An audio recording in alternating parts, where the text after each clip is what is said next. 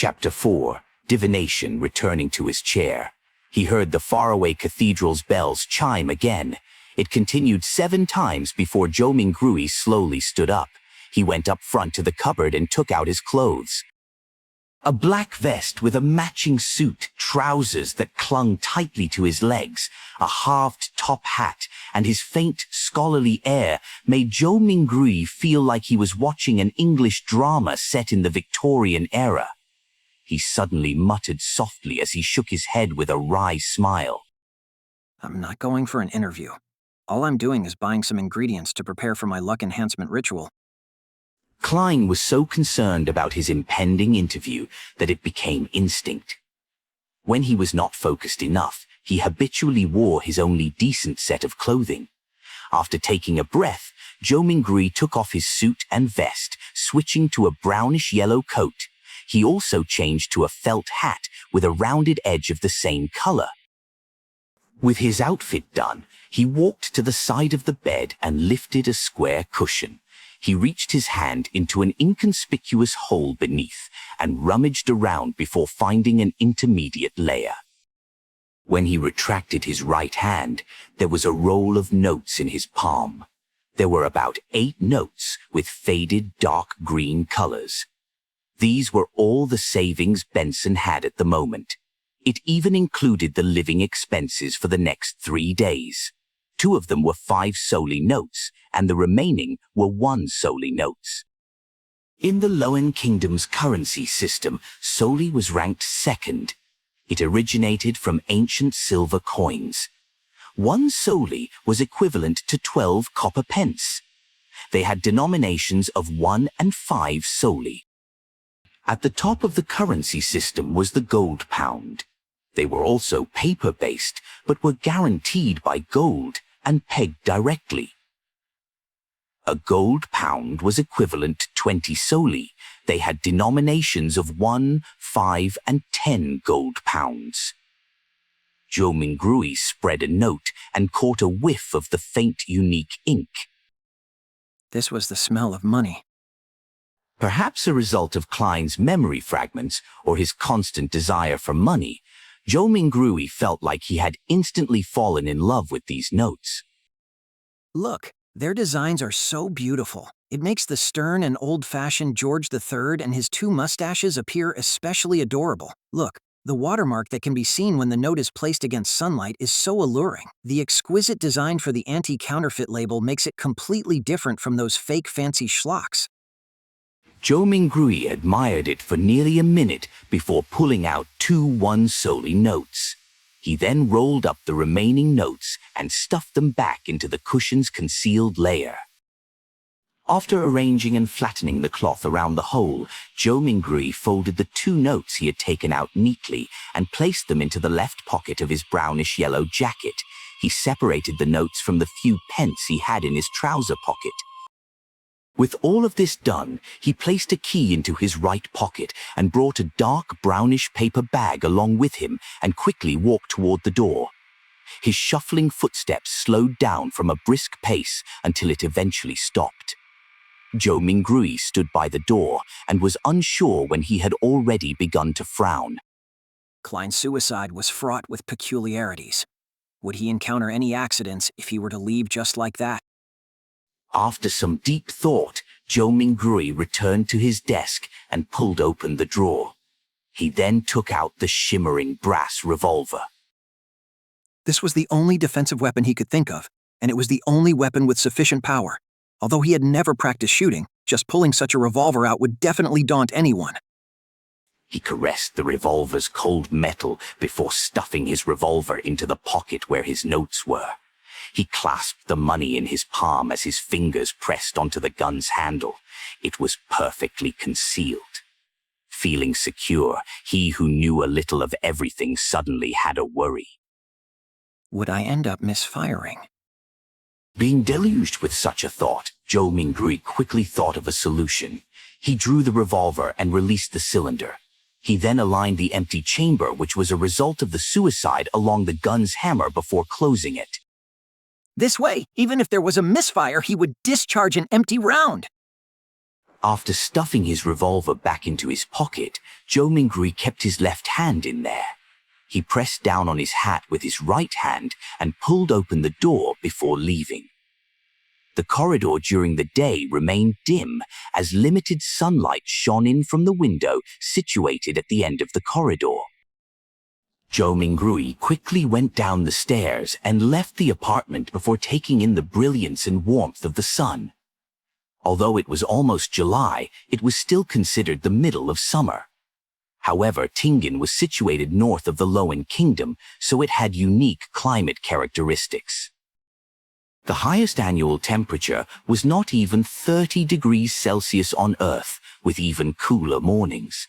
However, the streets were awash with filthy water and strewn junk. From Klein's memories, this was not a rare sight in low-income communities, even if there were sewers. After all, there were just too many people and people needed to survive. Come and try our delicious roasted fish. Hot and fresh oyster soup. Drink a bowl in the morning and feel invigorated all day. Fresh fish from the port for just 5 pence apiece. Muffins and eel soup make the perfect combination. Conch, conch, conch. Vegetables freshly plucked from the farms outside the city. Cheap and fresh. The mobile hawkers who sold vegetables, fruits, and hot food shouted along the streets as they beckoned the rushing pedestrians. Some of them would stop and carefully compare before purchasing. Others would impatiently wave their hands as they had yet to find work for the day. Joe Mingrui took in a whiff of the air that mixed both noxious and fragrant aromas. As he clenched the revolver tightly in his left hand, he held the notes tight. He pressed down on his hat with his right hand while passing through the busy street, slouching a little. There was bound to be thieves in populated areas.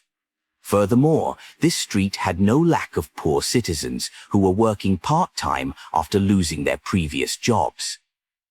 There were also starving children that were exploited by adults to do their bidding.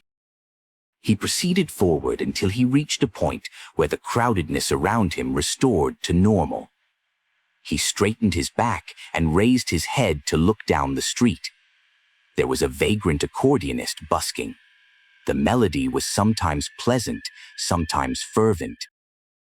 Beside him were several children in ragged clothes with sallow complexions due to malnutrition. They listened to the music and moved to the beat, dancing self-made choreographies. Their faces were filled with joy as though they were a prince or an angel. A deadpan woman passed by. Her skirt was dirty and her skin was dull. Her gaze appeared dull and sluggish. Only when she looked at the bunch of children did a faint glow flash. It was as though she had seen herself from 3 decades ago. Joe Mingrui overtook her and turned into another street before stopping at Smyrin Bakery. The owner of the bakery was a 70-plus-year-old granny named Wendy Smyrin. Her hair was completely grayish-white, and she always wore a genial smile. From the beginning of Klein's memories, she had been here selling bread and pastries. Oh, the Tingen biscuits and lemon cakes she bakes are very delicious. Joe Mingrui gulped a mouthful of saliva and smiled. Mrs. Smyrin, 8 pounds of rye bread. Oh, dear Klein, where's Benson? Is he not back? Wendy asked smilingly. In a few more days, Answered Joe Mingrui vaguely. As Wendy took the rye bread, she sighed. He sure is a hard-working lad. He will have a good wife. Upon saying this, the corners of her lips curled up as she said playfully, All is good now. You have already graduated. You are a history graduate of our Koi University. Oh, you will soon be able to earn money.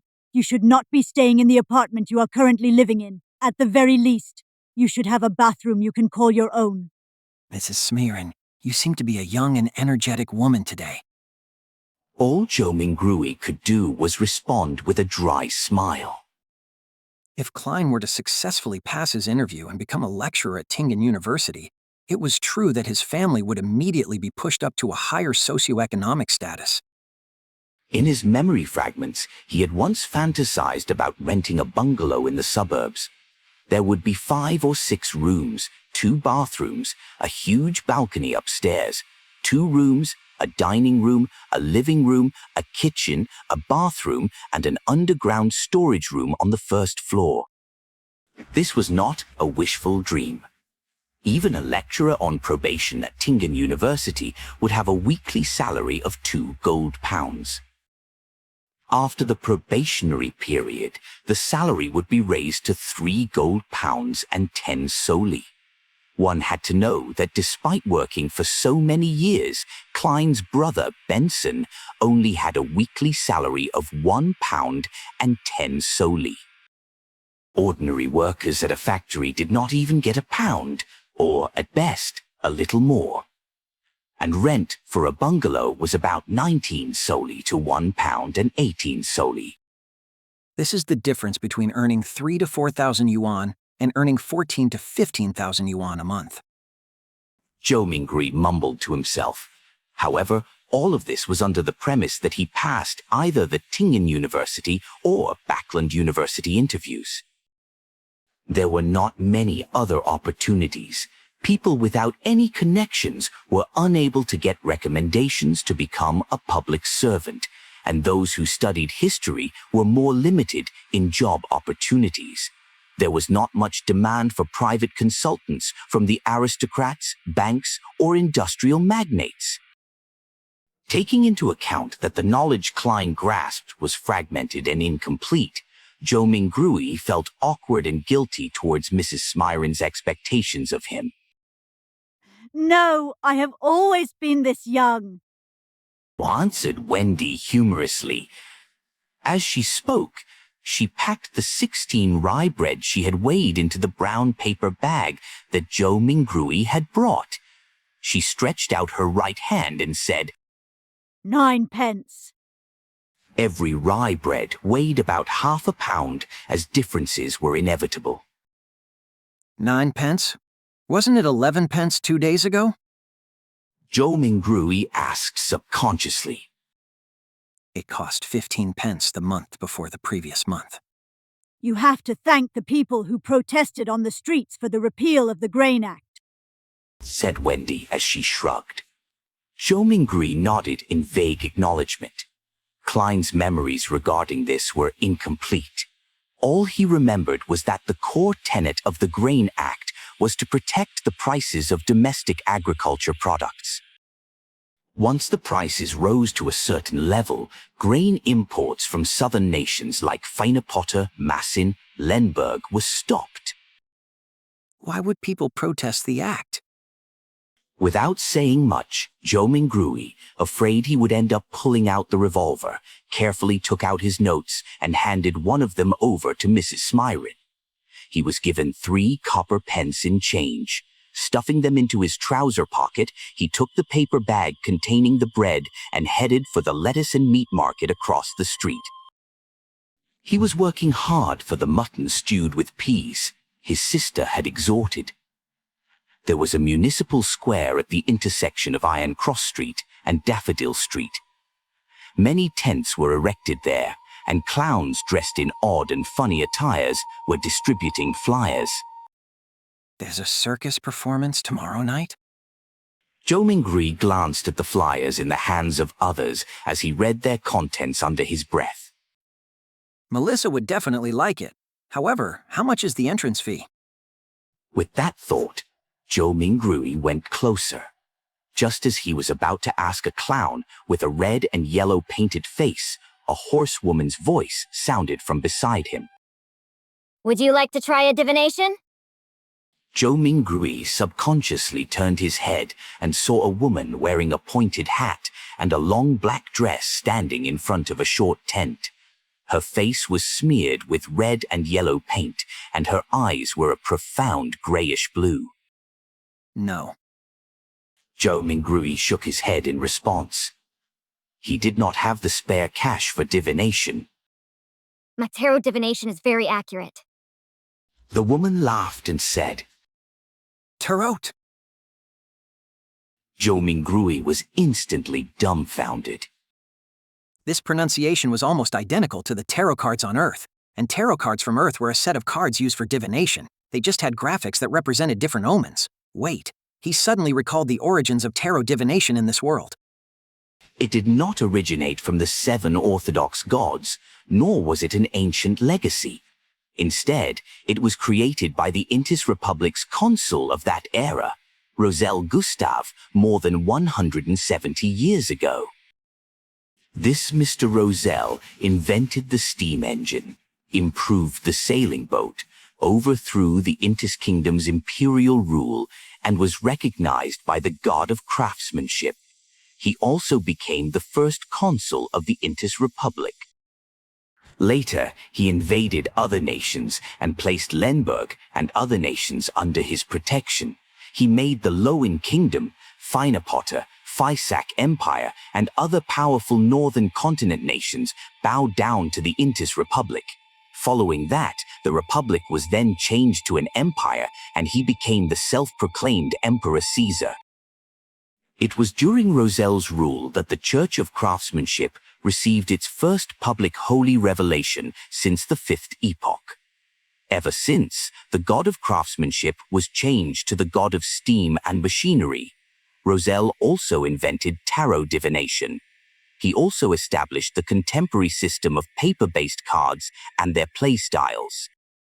There were many familiar styles that Zhou Mingrui was familiar with, such as Upgrade, Fighting the Landlord, Texas Poker, and Quint-In. In addition, the marine fleets he sent out discovered a sea route that led to the southern continent through the stormy and turbulent seas. This also began the era of colonialism. Unfortunately, he was betrayed in his old age. In the year 1198 of the 5th epoch, he was assassinated by the combined forces of the Church of the Eternal Blazing Sun, the former Intis royal family, the Sauron family, and other aristocrats. He eventually died in the White Maple Palace. To recall such general knowledge suddenly made him facepalm. Could this be a transmigration, Senior? With this in mind, Zhou Mingrui was intrigued to see what tarot cards looked like. Therefore, he nodded at the pointy hat woman with the painted face and said, If the, price is reasonable, I'll give it a try. Sir, you are the first one here today, so it's on the house. The woman immediately said with a laugh.